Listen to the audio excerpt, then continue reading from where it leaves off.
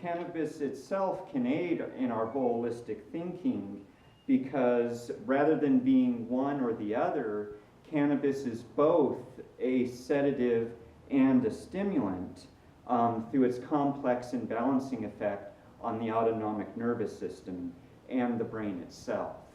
Now, the as to the autonomic nervous system, most of our bodily processes, digestion, our breathing, our heart rate, most of these go on without any conscious effort on our part, because these are regulated by the unconscious or the autonomic nervous system. This has two primary branches, the first being the sympathetic branch, which regulates what's the so-called fight, flight, or freeze response and governs periods of excitement. The other branch is the parasympathetic branch, that's sometimes called the rest and digest branch, because it aids in the functions of relaxations and helps us calm down. These two branches are oppositional, but they regulate, buffer, and suppress each other in very complex ways depending on our perceived needs in the moment. So of course, when we're being chased by a lion, the sympathetic is almost completely active, but then when we're asleep, the parasympathetic is almost completely active. However, throughout our day, both are active, and one way may be more active than the other depending on our needs in the moment. But cannabis, by acting as both a sedative and a stimulant, helps balance both sides of this autonomic nervous system. It increases our breathing. By balancing those two sides, we're allowed to take fuller but also slower breaths. And it has a similar effect in the heart, where it increases heart rate but does not increase blood pressure as would normally be expected. This is because with the sympathetic activation, the heart rate increases as well as the strength of contraction, which would normally increase our blood pressure and make us feel, more stressed out. Of course, being chased by a tiger would be quite stressful. However, by activating the parasympathetic branch, the peripheral vessels of the body also dilate. And so even though the heart rate is increasing, circulation increases and blood pressure does not increase. And so even with a higher heart rate, we still feel more relaxed. And this is because of the complex balancing action that cannabis has on the two sides of our nervous system. And by balancing relaxation and stimulation, cannabis helps produce an experience of unity. This wholeness created by balancing the paradox of opposites is the basis of many spiritual traditions and is one of the ways that the cannabis sacrament helps us become more aware of our spirituality. In another major area that cannabis can bring us closer to balance and spirituality is through its impact on both the left and the right sides of the brain. While more modern research has shown that the case is always more complicated, in general, the brain processes different information in the two hemispheres of the brain. This was shown very dramatically in the split brain experiments of the 1960s, where patients with severe epilepsy had the band of nerves that connect the two hemispheres, the corpus callosum, they had it severed to prevent their epilepsy. And while it, of course, helped them with their disease, it also had several surprising results. For example, if they were shown an object in their left eye only, which is processed in the right side of the brain, they could point to the image of the object they had seen, but they could not verbally describe what they had seen. This is because more of the imaging processing is done on the right side of our brain, while as most of the verbal centers are on the left side of our brain. And so in general, the right hemisphere focuses on imagery and our imagination. It processes our receptive, creative, and nurturing experiences. It's more active during creative pursuits such as art or music, but also with global reasoning, where we think holistically and understand what it all means and how it all fits together. On the other hand, the left hemisphere focuses more on linear, analytic, and mechanical situations. It's more active with practical planning, logical ordering, and tasks like doing math homework. But again, these are very general statements, and the two sides communicate in a very dynamic and complex fashion, and many left brain functions are actually on the right or in both sides of the brain, and vice versa. Yet this is always the case in holistic thinking. But cannabis, by increasing blood flow to both hemispheres of our brain, it consequently connects these areas in new ways that would not normally be apparent to us.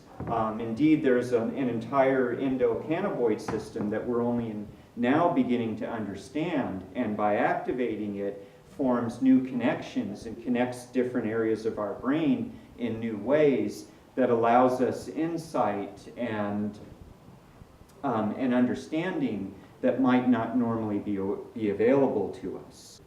And by blending competitive and nurturing attitudes, it creates a cooperative balance. The left hemisphere becomes less narrowly focused, while the right hemisphere becomes more receptive. This unifies logic and intuition, leading to an expansion of consciousness, often described in mystical experiences. And many traditions speak of the golden mean, the middle way, the balance of yin and yang, as the key to spiritual awakening. So by helping us find balance, cannabis can be an important part of our spiritual practice. By balancing the autonomic nervous system, we become more tranquil. By harmonizing the mind, we're given access to more insight. The coupling of tranquility and insights allows us to have a different perspective and can help us to solve many of our problems in ways that would not have otherwise been apparent to us. Indeed, the high that we experience from cannabis is really a product of just becoming more aware of our surroundings by being more aware of our senses, but also by becoming more aware of our inner state. It gives us access to a deeper understanding of things. This state is also similar to what many people describe after periods of chanting, fasting, meditation, isolation, or prayer, depending on the practices of that tradition. And so the balanced state that cannabis helps create is a method that we can use to aid in our spiritual development. When our body is relaxed and alert, and our mind is logical but also intuitive, we're more open and available to doing spiritual work. So the balanced state which cannabis helps create is one method we can choose to use to aid our spiritual development. When our body is relaxed but alert, and our mind is logical but intuitive, we're more open to doing our spiritual work. And to honor its aid in our spiritual work, we at the Coachella Valley Church believe that cannabis is a sacrament and should be treated as such. However, if you're not currently using it as a sacrament, we're not demanding that you radically change your life or follow some strict set of dogmas. We're merely offering it as a way, as a path to enhance your relationship with the plant and also with yourself. If you're already using it medicinally, adding ceremony to it can help aid and enhance its effects, and also help you be more relaxed, which puts you in a better healing state. If you're using it recreationally, we always encourage moderation and responsibility and offer that treating it as a sacrament can change your relationship with it. And regardless of the use, remember to always use it in a safe space. Remember, cannabis works directly on your fight or flight response, and you may not be able to handle some stressful situations as well as may require. So it's always best to set aside a place and time where you can relax and be undisturbed by the concerns of the day. But regardless of how you're using it now, we encourage you to use it as a sacrament and begin using it as such. Some traditions will set aside cannabis for special ceremonies and spend the entire time saying prayers, chanting, singing hymns or devotional songs, or simply seated in quiet meditation according to their tradition. And if you're serious about using cannabis as a sacrament, we would recommend that you do this at least once a month, if not once a week.